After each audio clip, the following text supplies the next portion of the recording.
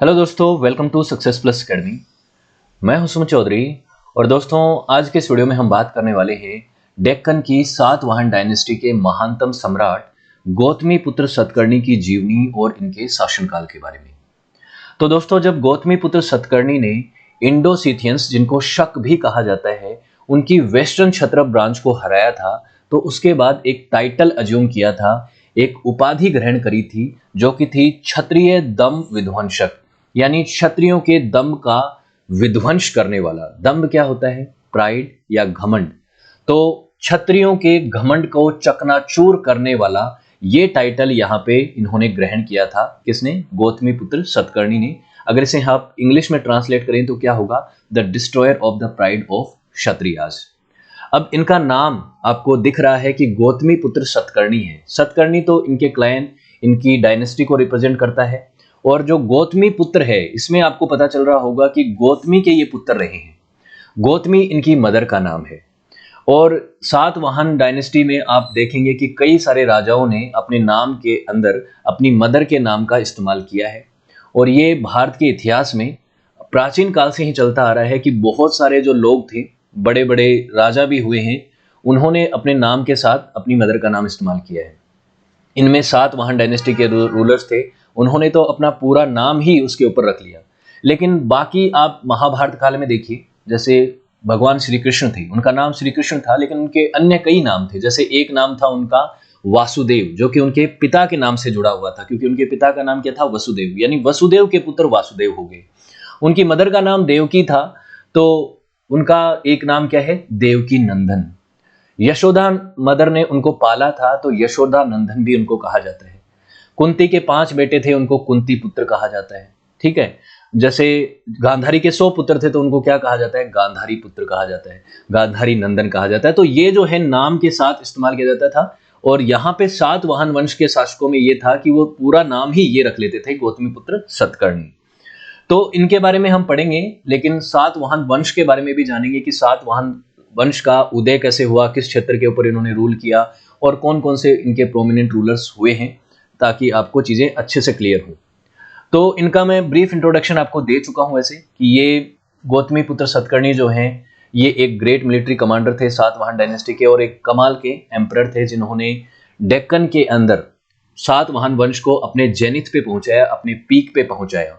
और इनका जो क्षेत्र है वो आप देख सकते हैं इस मैप में कि यहाँ पे नर्मदा रिवर से नीचे, और कुछ हिस्सा इनका पहले नर्मदा से ऊपर भी रहा है कुछ समय। तो महाराष्ट्र, कर्नाटका, आंध्रा, इस क्षेत्र के ऊपर इन्होंने एक लंबे समय तक रूल किया है। ठीक है।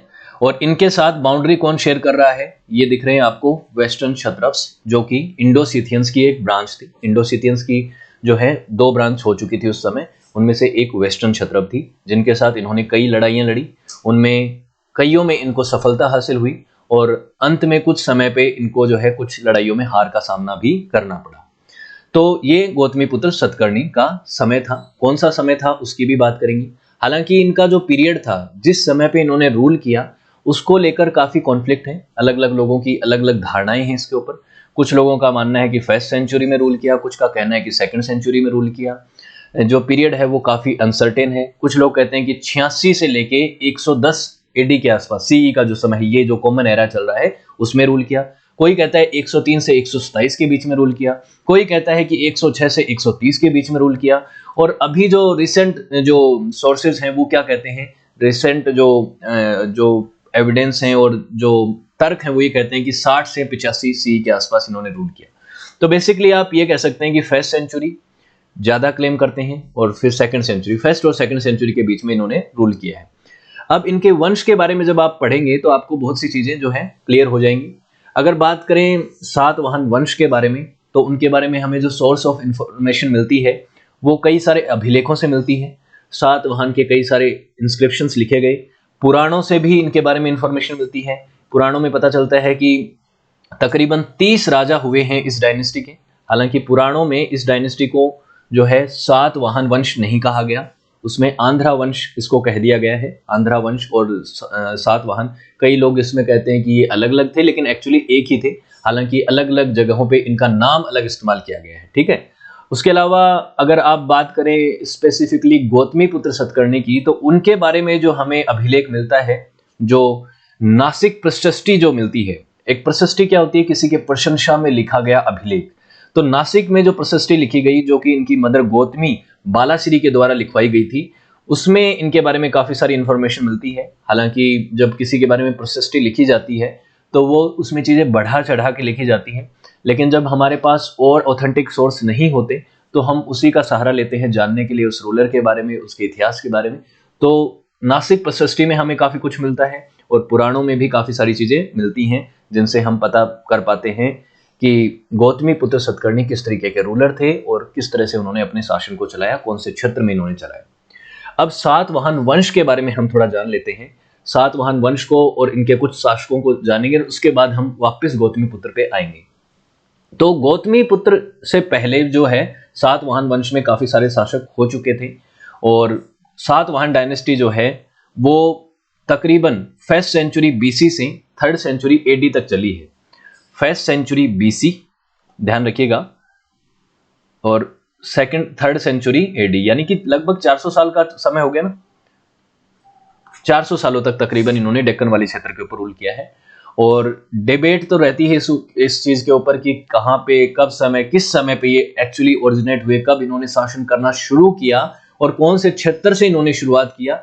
लेकिन जो है अभी जो एस्टिमेट्स हैं और जो सोर्सेस जिनको ध्यान में रख के इस नतीजे पे पहुंचा जा सकता है कि जो परिष्ठान जगह थी, जो आज के समय पैठान कहलाती है वेस्टर्न डेक्कन में, वहां से इन्होंने जो है अपना रूल स्टैब्लिश किया था। वहां के बाद धीरे धीरे करके ये एक्सटेंड करते चले गए, फिर ये ईस्टर्न डेक्कन की तरफ गए, आंध्रा हुए, वेस्टर्न कोस्ट की तरफ हुए और धीरे धीरे इनका एक्सपांशन होना शुरू हो गया। शिमुक इनके पहले रूलर थे, उनके बारे में कहा जाता है। और ये सातवाहन डायनेस्टी और उस समय इनके जो कंटेम्परेरीज थे, जिन्होंने भारत के अलग अलग क्षेत्रों के ऊपर रूल अपना स्टैब्लिश कर रखा था, उनको आप यहाँ पे देख सकते हैं। तो ये आपको एक मैप दिख रहा है पोस्ट मौर्यन एम्पायर की, मौर्य साम्राज्य का जब पतन हो गया था। एक बार आपको मैं मौर्यन साम्राज्य का मैप दिखा देता हूं। देखिए मौर्यन साम्राज्य अपने पीक पे था सम्राट अशोक के समय, 265 का ये मैप देख लीजिए, जब लगभग पूरा इंडियन सब कॉन्टिनेंट जो है मौर्यों के कंट्रोल में था। अगर दक्षिण भारत के चेरा, चोला और पांड्या इनको छोड़ दिया जाए तो लगभग पूरा इंडियन सब कॉन्टिनेंट, जिसमें भारत, पाकिस्तान, अफगानिस्तान का कुछ हिस्सा, इवन ईरान तक का कुछ हिस्सा इसमें आता था और बांग्लादेश जो आज के समय है वो भी इसका हिस्सा हुआ करता था। तो काफी बड़ा जो है हिस्सा जो है मौर्यन के कंट्रोल में था। लेकिन सम्राट अशोक की जब मृत्यु होती है 232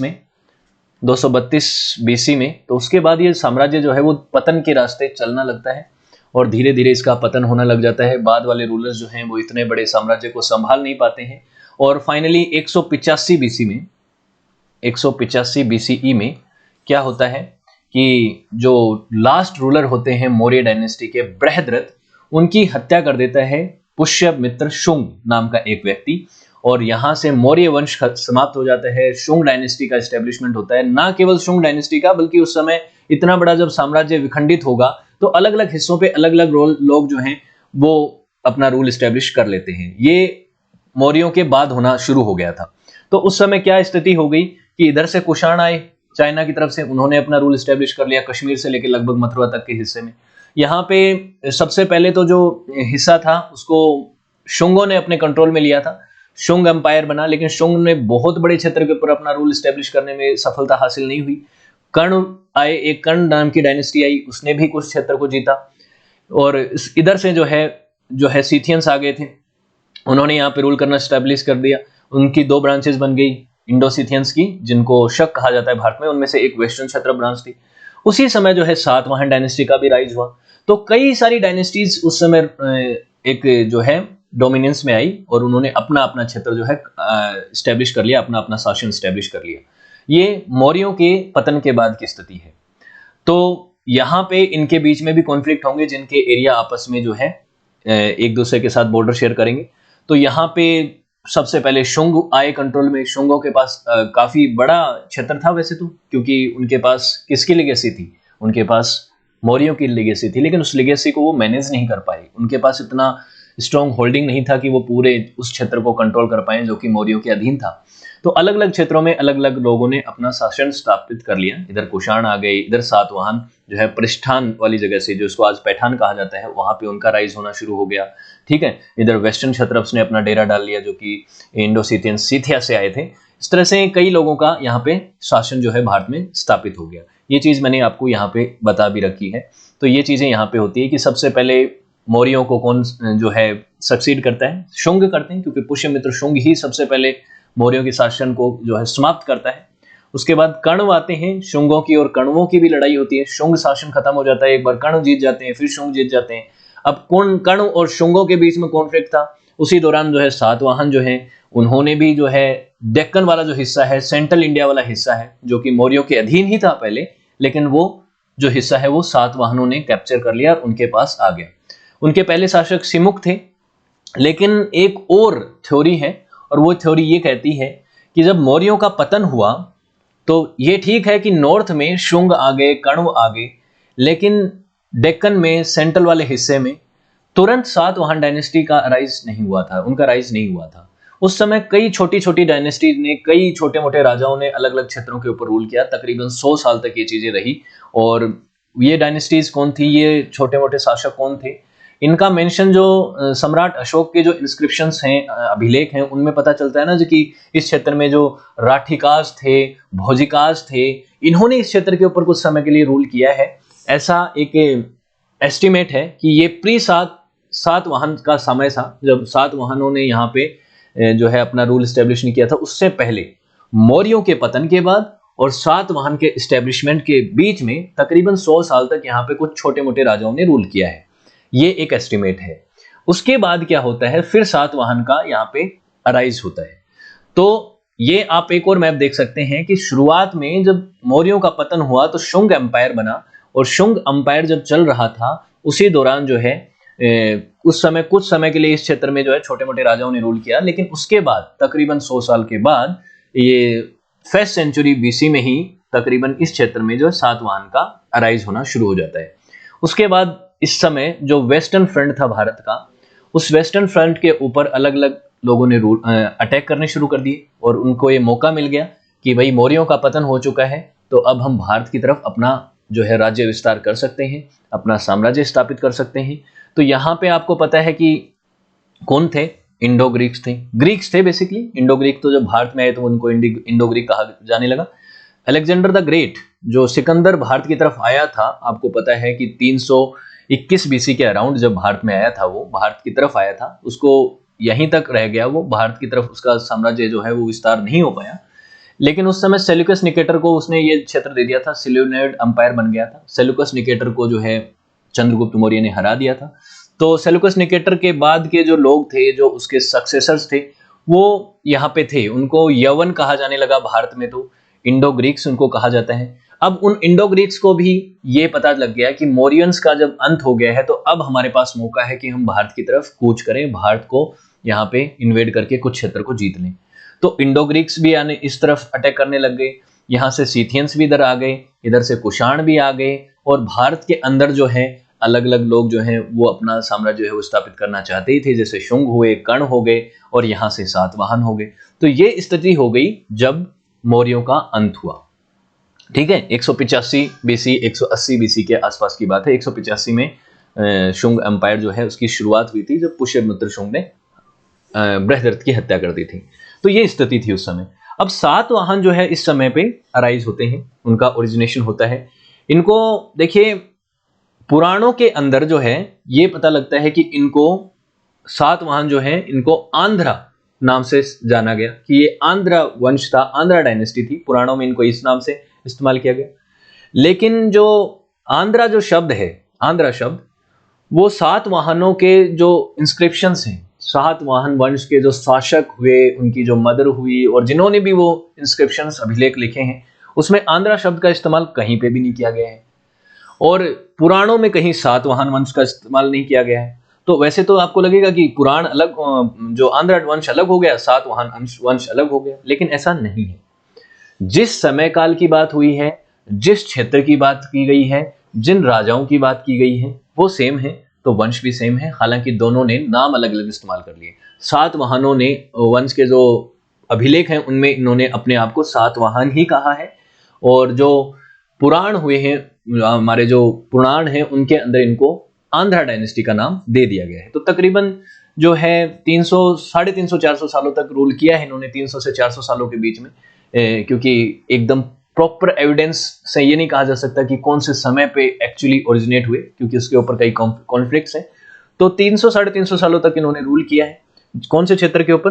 जो शुरुआत इनकी हुई परिस्थान, उसके बाद इनकी दूसरी राजधानी जो है वो अमरावती हो गई थी बाद में, लेकिन पैथान वाला जो क्षेत्र है वहां से इनकी शुरुआत हुई, जो कि कहां पे है? गोदावरी नदी के किनारे औरंगाबाद डिस्ट्रिक्ट में है, मतलब कहां पे? महाराष्ट्र में है, ध्यान रखिएगा। आंध्रा डायनेस्टी है, आंध्र प्रदेश से शुरुआत नहीं हुई थी, महाराष्ट्र से शुरू हुई थी, ये ध्यान रखिएगा। डेक्कन में शुरू हुआ था, इनकी हुई थी। इनका जो किंगडम था वो कहां तक फैला हुआ था? मेनली इनका किंगडम, मेन होल्डिंग इनकी आंध्र प्रदेश, महाराष्ट्र और तेलंगाना में रही थी। लेकिन जब इनका साम्राज्य अपने जेनिथ पे था, अपने पीक पे था, फॉर एग्जांपल गौतमीपुत्र सतकर्णी के अधीन, तो उस समय कुछ हिस्सा इनका जो है, इनका विस्तार यहाँ तक था कि कुछ हिस्सा गुजरात का भी इनके पास था, कर्नाटका का भी था, इवन कुछ हिस्सा मध्य प्रदेश का भी इनके पास था। तो उस समय ये अपने पीक पे हुआ करता था। राजधानियों की अगर बात करें तो बाद में तो राजधानी अमरावती होगी, लेकिन पहले परिष्ठान इनकी राजधानी हुआ करती थी। इस तरह से चीजें चली हैं। इन्होंने किस तरह से अपने साम्राज्य की नींव रखी और किस तरह से इनका साम्राज्य जो है विस्तार हुआ, उसकी अगर बात करें तो शुरुआती इंस्क्रिप्शन से हमें पता चलता है सातवाहनों के, कि उन्होंने सबसे पहले जो है 1st सेंचुरी बीसी में कण्वों को हराया था। कण्वों को हराया था, यानी कि शुंग के बाद कण्व आए और कण्वों को इन्होंने हराया था। शुंग के चलते चलते ही कण्व आ गए थे और उन्होंने शुंगों को हराया था, और शुंगों को कण्वों ने हराया और कण्वों को सातवाहन ने हराया सेंट्रल इंडिया वाले हिस्से में, और सेंट्रल इंडिया वाला हिस्सा जो है इनके कंट्रोल में आ गया। यहाँ पे कई सारे राजाओं की बात होती है, तकरीबन 30 राजा हुए हैं सातवाहन वंश में। सभी के बारे में हमें डिटेल इंफॉर्मेशन नहीं मिलती, जो जो राजा इंपॉर्टेंट हुए हैं उनकी हम बात जरूर करेंगे। लेकिन अर्ली जो सातवाहन राजा हुए हैं उन्होंने अपना जो एस्टेब्लिशमेंट है वो आंध्रा में नहीं किया, बल्कि महाराष्ट्र में किया, और वहीं पे इनके जो मेन इंस्क्रिप्शंस हैं, अर्ली इंस्क्रिप्शंस है, वो मिलते भी हैं। तो पता चलता है कि शुरुआत महाराष्ट्र से हुई, लेकिन बाद में कर्नाटका, आंध्रा की तरफ इन्होंने ग्रेजुअली अपने पावर को एक्सटेंड कर लिया। तो ये 125 एडी के आसपास का मैप है। 125 एडी यानी कि 150 साल हो गए थे तकरीबन रूल को एस्टेब्लिश किए हुए। तो ये चीज है।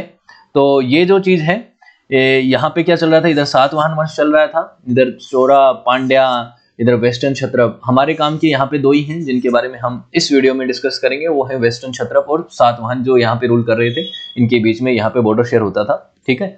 तो इस तरह से चीजें चल रही थी। अब क्या है कि इनका ग्रेटेस्ट कॉम्पिटिटर कौन? शक, क्षत्रप।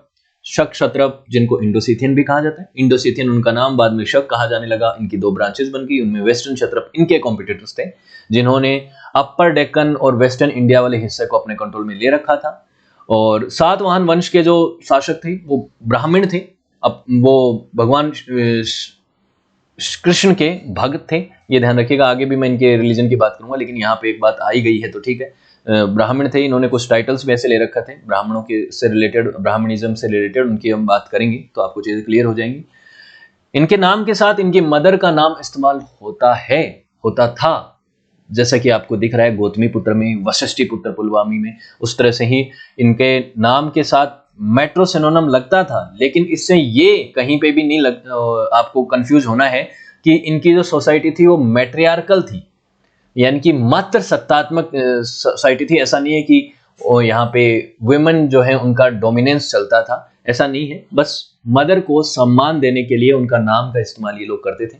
मदर को काफी पूजनीय ये समझते थे, तो वो चीज जो है, इसलिए ये नाम में ये चीज दिखती है, उससे आपको कंफ्यूज नहीं होना है।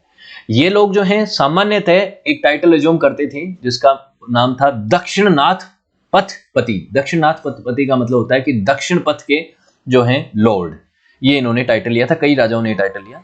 इनमें जो पहले शासक हुए हैं उनका नाम पता चलता है कि शिमुक जो है वो सातवाहन वंश के संस्थापक थे, फाउंडर थे। इन्होंने ही शुरुआत करी थी तकरीबन 1st सेंचुरी बीसी में, ठीक। और इन्होंने जो है सातवाहन वंश ने कई सारे रॉयल ग्रांट्स दिए हैं ब्राह्मणों को और बुद्धिस्ट को। तो ब्राह्मण और बुद्धिज्म, ब्राह्मणिज्म यानी हिंदुइज्म और बुद्धिज्म को, दोनों को ही ये मानते थे, दोनों का सम्मान करते थे, दोनों को जो है अच्छे खासे जो है डोनेशन भी दिए गए हैं इनके समय पे। कई सारी बुद्धिस्ट मोनेस्ट्रीज बनी हैं उस समय, कई टेम्पल्स भी बने हैं, तो वो चीज़ें पता चलती हैं इनके वंश से। उसके बाद जो है अगर सातवाहन वंश की बात करें तो ये पहले were the first native Kings who have issue their own coins. Bharat के ये पहले वो शासक थे इस वाले क्षेत्र में जिन्होंने अपने पहली बार सिक्के चलाए और अपना उसके ऊपर अपनी तस्वीरें जो हैं वो वहां पे पोर्ट्रे करवाई। ये ध्यान रखिएगा, सिक्कों के ऊपर अपनी तस्वीरों को पोर्ट्रे करवाने वाले पहले वंश या पहले शासक कौन थे? सातवाहनास थे। गौतमीपुत्र सतकर्णी ने ये प्रैक्टिस स्टार्ट करी थी, और जब वेस्टर्न क्षत्रप्स के अंदर जब उनके साथ जो इनके टर्म्स थे उनके यहाँ पे जब उन्होंने जीता था तो वहाँ पे कई सिक्के इन्होंने चलाए थे, और वो सिक्के यहाँ पे मिलते भी हैं, कई सारे सिक्के यहाँ पे मिले हैं। भाषाओं की बात करें तो यहाँ पे जो है इनके सिक्कों के ऊपर प्राकृत भाषा ज्यादा सामान्यतः आपको देखने को मिलती है। प्राकृत भाषा को बहुत ज्यादा तवज्जो देते थे, लेकिन बहुत सारे सिक्कों पे तमिल, तेलुगु, कन्नड़ और संस्कृत भाषा भी मिलती है। तो ये लोग जो है संस्कृत से ज्यादा जो है प्राकृत भाषा को पैट्रोनाइज करते थे, तो ये भी ध्यान रखना है आपको। ये वाला हिस्सा आपको फिर से दिख रहा है, ये सातवाहनों का जो वो क्षेत्र है जहां पे इन्होंने रूल किया।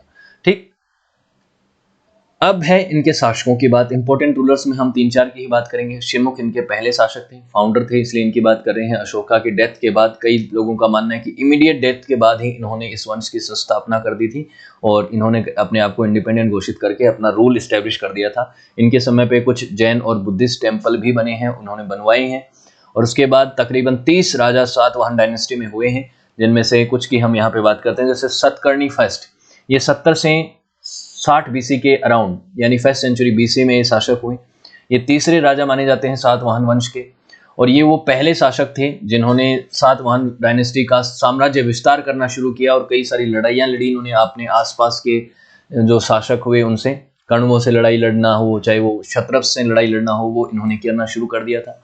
इन्होंने कलिंग को भी हराया है। कलिंग वाला जो क्षेत्र है, कलिंग को आपको पता है सम्राट अशोक ने हराया था, और वो जो लड़ाई हुई थी कलिंगा की, बैटल ऑफ कलिंग जो हुआ था, उस कलिंग की लड़ाई के बाद ही सम्राट अशोक में काफ़ी सारी बदलाव आया था। उनका जीवन पूरी तरह से परिवर्तित हो गया था, क्योंकि उन्होंने देखा कि इतनी मारकाट हुई उस युद्ध में, इतने हजारों लाखों लोग मर गए। उसके बाद उन्होंने अहिंसा का रास्ता अपना लिया। एक बुद्धिस्ट मॉन्ट उपागुप्ता की बात मान के उन्होंने बुद्धिज्म को अपना लिया, और बुद्धिज्म के वो प्रचारक बन गए, प्रसारक बन गए, और हिंसा को पूरी तरह से त्याग दिया। तो खारवेल की डेथ के बाद, जो राजा खारवेल हुए उनकी मृत्यु के बाद, इन्होंने कलिंग को भी जीता, और कलिंग के अंदर जो अभिलेख मिले वहां से भी पता चलता है कि सतकर्णी ने इनको हराया था।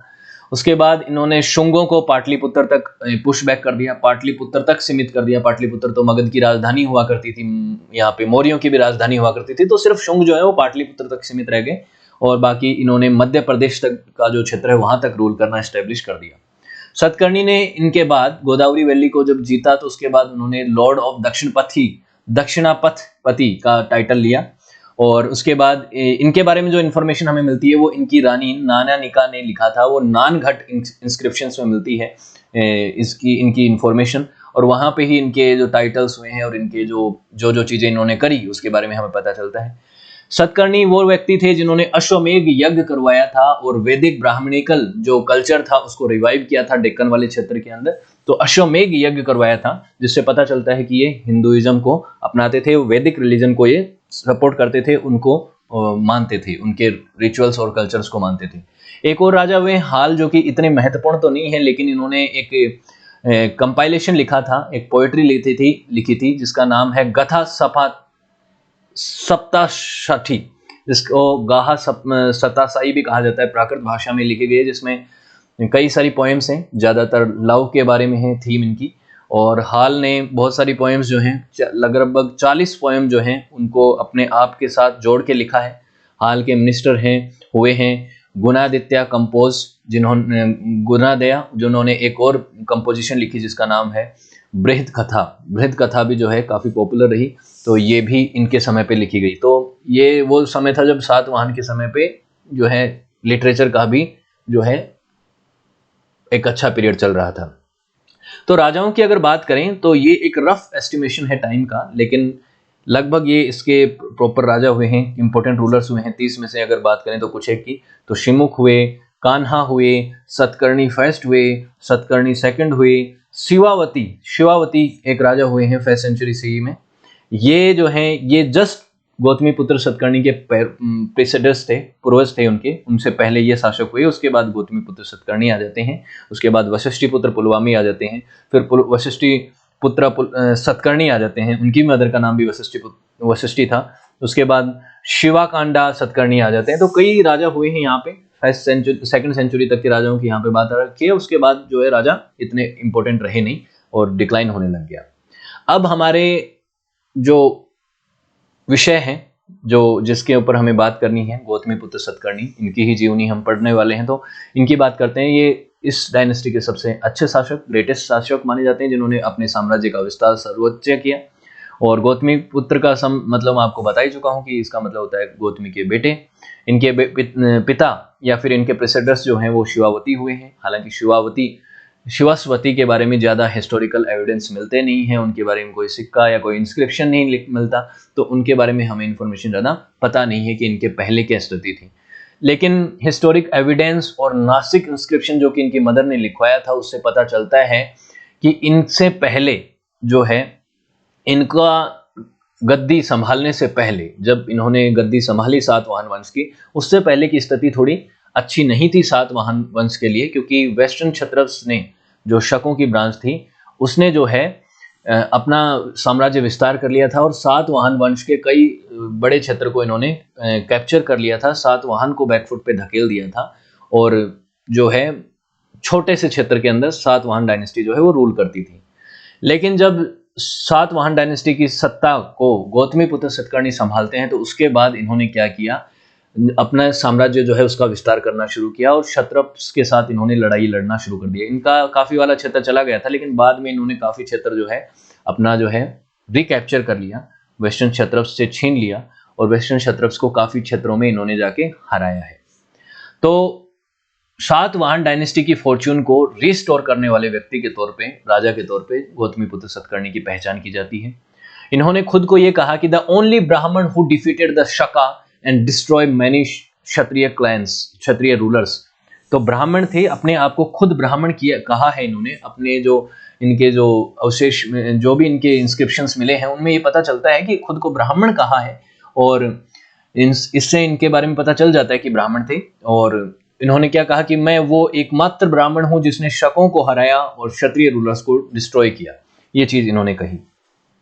उसके बाद इन्होंने आगे चल के क्या कहा कि इंस्क्रिप्शंस में क्या कहा गया कि इन्होंने शकों को, वेस्टर्न क्षत्रप्स को हराया, पहलव्स को हराया, जो इंडो पर्थियंस थे, जो पर्शिया की तरफ से आए थे, जो इंडो पर्थियन कहा जाता है, भारत में उनको पहलव भी कहा जाता है। उसके अलावा यवन, जो कि इंडो ग्रीक्स थे, जिनको भारत में यवन कहा जाता है, इंडो ग्रीक्स, जो सेल्यूकस निकेटर के बाद आगे चल के जो छोटे छोटे हिस्सों में बट गए थे ग्रीक लोग, उन्होंने भारत की तरफ जो इन्वेजन किए थे, भारत के कुछ क्षेत्र को जीत लिया था, वेस्टर्न हिस्सों को, उनको भी इसने गौतमी पुत्र सतकर्णी ने उन्होंने हराया है।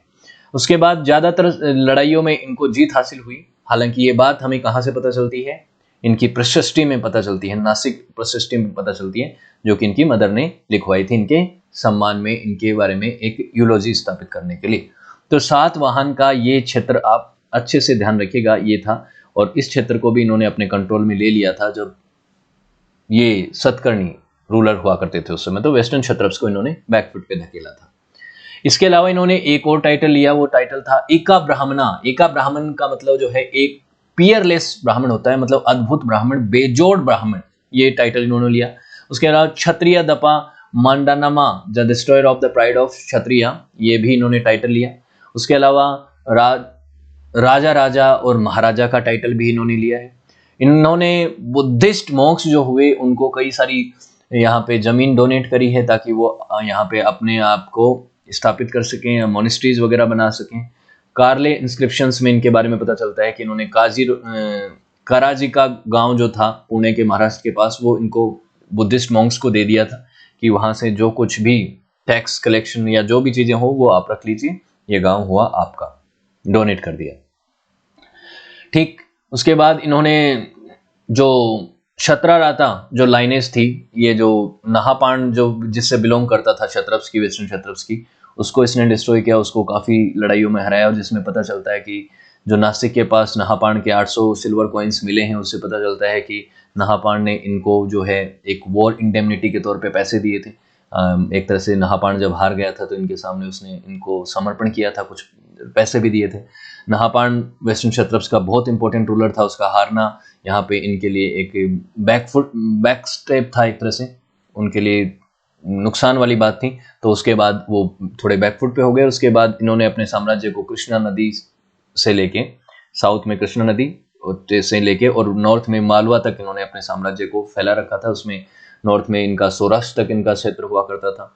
उसके बाद ईस्ट में बेरर और कोंकण वाला जो क्षेत्र है वहां तक हुआ था वेस्ट में।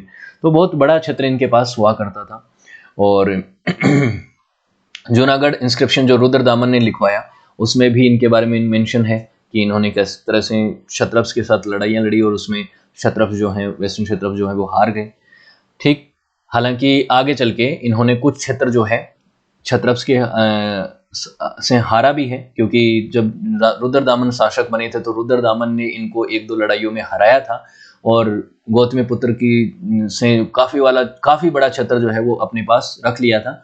और उस समय रुद्रदामन जो कि वेस्टर्न क्षत्रप्स के सबसे ग्रेटेस्ट शासक माने जाते हैं, उन्होंने इनको हराया। लेकिन आगे चल के जब इनकी मृत्यु हो गई तो इनके बेटे वशिष्ठी पुत्र श्री पुलवामी ने, या पुलवामी सेकंड उनको कहा जाता है, उन्होंने जो है इनको सक्सीड किया। और पुलवामी जब शासक बने उसके बाद जो है वेस्टर्न क्षत्रप्स और सातवाहन के बीच में मैट्रिमोनियल अलायंस बन गई, क्योंकि पुलवामी ने क्या किया, रुद्रदामन की बेटी से विवाह कर लिया था। उसकी भी आगे हम बात करेंगे अभी। तो उसके बाद इनके बीच में स्थिति थोड़ी ठीक हो गई। सातवाहन वंश के रिलीजन की अगर बात करें तो ये ब्राह्मण थे, वैदिक रिलीजन को मानते थे, भगवान श्री कृष्ण की पूजा करते थे।